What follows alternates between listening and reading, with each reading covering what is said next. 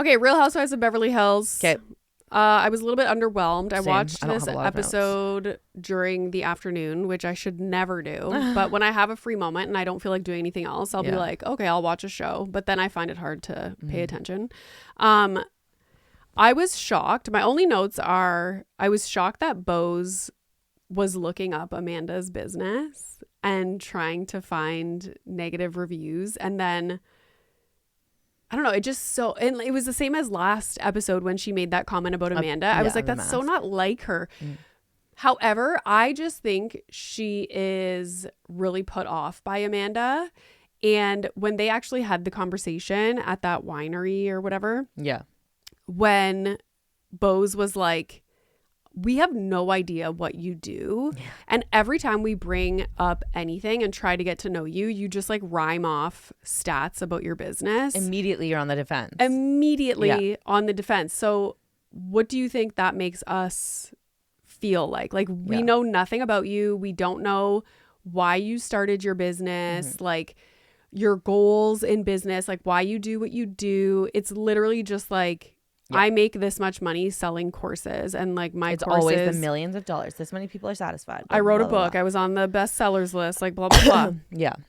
Then I started to think, could Amanda being on The Real Housewives of Beverly Hills, do you think that will negatively impact her business? Definitely. Or positively? No, negatively. You think? Yeah. You don't think like any publicity is good publicity? Like in this? I do think that when the goal is fame and eyeballs, like Secret Lives of Mormon Wives, like they want more eyes on their content. So any press is good press in that regard. Look at Taylor fucking blew up and like. Right. Do you know what I mean? With regard to being an influencer and whatnot. And now she's a bachelorette and was at the Oscars. Like any press is good press for them. For Amanda, it's having legitimacy in a course that she's not qualified to teach. And so now are the other women basically exposing what's wrong with I think her it would business? Have more negative impact than positive, because here we have all these, so anyone that's buying Amanda Francis's course is aspiring to be as rich as these ladies. So the people that they're aspiring to be like are shitting on the course that they think will get them there. They're not like, why would you buy that? Interesting. Do you know what I mean? That's my thought. Yeah. Yeah. So when they're standing there and Bose is like, what's your origin story? Why did you start the business? Yeah.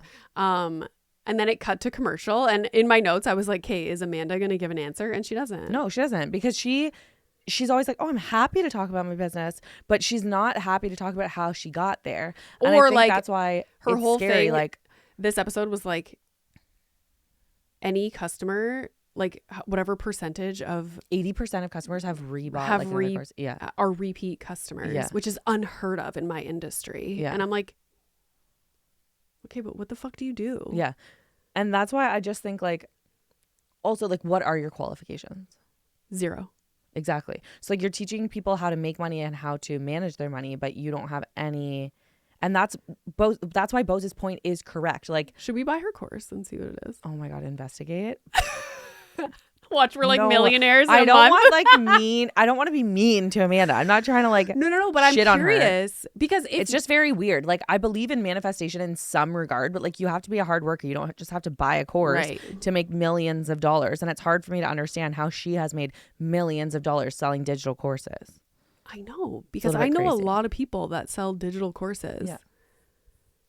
And like, are you continuously putting up courses like or content that help people? I don't think so. I think she has like 5 courses that are old. Help people? That's what I want to know. What does it help with? Remember when Dorit was, they were talking about like the money, the financial part of like getting a divorce, and Bose was like, oh, Amanda could probably like give you pointers, and like then they quickly realized that she actually has 0 hands-on or like actionable things to say. It was like, what kind of life do you want to live? Yeah.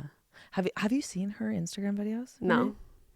Like it's literally, I can't. It's like, you are successful. You are powerful. Like it's like affirmations and shit. Like, I don't know. Interesting. I do not like that. So Bose like chat GPTs her. Some negative reviews come up, And they're talking about it, and Sutton's like, I don't like when we're like bashing her business, whatever. Then Bose chat GPTs herself to see what it says. And everybody's like, oh, she's comparing you to her. And I was like, no, I think we're missing the mark here. I don't think she's comparing, like, look at my qualifications against Amanda's. I don't think that was her point. I think her point was, if I Google or like chat GPT Amanda, bad things come up. If I chat GPT myself, no negative reviews come up. Oh, interesting. I think that was the point she was trying to make. Yeah. She wasn't trying to be like, look at me. Because they're different people. Like, it's like comparing apples to oranges. Yeah. You know what I mean? So that kind of made me, it was trying to paint Bose in a bad light when I don't think that was her purpose. I don't think chat GPTing anybody is a good idea anyways, like when you're in that environment, but I just don't think she was trying to be mean. I think she was trying to make a point. Right. Yeah, that's all I have to say about like Bose and Amanda, like that situation. Yeah. I think we have to talk about like the Dorit, Kyle, Erika situation. Okay. Also, there's no chance I'd wait for Dorit when they're sitting there and everybody's already left. Like if I'm on a group trip. No, it's just the three of them that are going to ice cream. Yeah. Like she can join you later. Literally. They have production vans. I would literally not ever wait that long for somebody ever. And this is my whole thing of like the whole like Mel Robbins, let them, like we have to stop concerning ourselves with other people. If Dorit's going to be late, Dorit is going to be late. Mm-hmm. It's only stressing you out. It shouldn't affect your day. And she's like, I'm feeling anxious. Like Kyle, like, okay, then so go. move on. Go. The only one missing out is going to be her. Yeah. Yeah. No, just I know. go. My only note is like, I don't even remember why Kyle and Dorit are fighting anymore. Like, yeah. Dorit just, I feel like they were both going through separations and divorces at the same time. Mm. Kyle handled it one way, is not necessarily sharing the difficult parts of it or like any kind of like tension between her and Mauricio. Everything's great and perfect and he's still my best friend. And Dorit's having a completely opposite experience. And I think that makes it almost impossible for them to confide in each other and have conversations about what's going on. And I think they're always both on the defense. 100%. Like they're not ever seeing Dorit thinks compassion. that Kyle is not taking her side because and is like out to get her. She's close to Mauricio and Mauricio's close to PK and like blah blah blah. I don't know. I just think somebody made a point on Instagram that was like, when Kyle is only ever talking about somebody else, like it means like she has nothing to share. Like she's either not wanting to share what's going on in her life. Like she's always trying to put the focus on somebody else. Yeah. Like, oh, Dorit's acting like erratic and she's like, shopping she bought too something. much. The whole like, day was a shopping trip. You don't want her to buy anything? Yeah. Wouldn't that be weird? Like, what about you, Kyle? Like, what the fuck's going on with you? And you're so happy to showcase your Hermes bags. Yeah. Like, it's weird to me. me. What is going on with you? Yeah. You know? Yeah. So it's like she's only talking about Dorit. Yeah. And Dorit is upset because she's like, you know, you talked to everybody else about it and not me. And I understand that. Like, if you want to be treated like a friend, act like a friend. Yeah. And I do agree with Kyle in that other people can say things to Dorit and she doesn't overreact or get defensive. But as soon as Kyle opens her mouth, she's pissed. She's pissed. Yeah. I think she just has this like immediate defense. Yeah. When it comes to Kyle. And it stems from feeling like she wasn't being supported. Like we know that. We've seen those episodes. Yeah. Which is sad that they can't like remediate and move forward. But that just might be a friendship that doesn't get resolved. I don't know. Yep.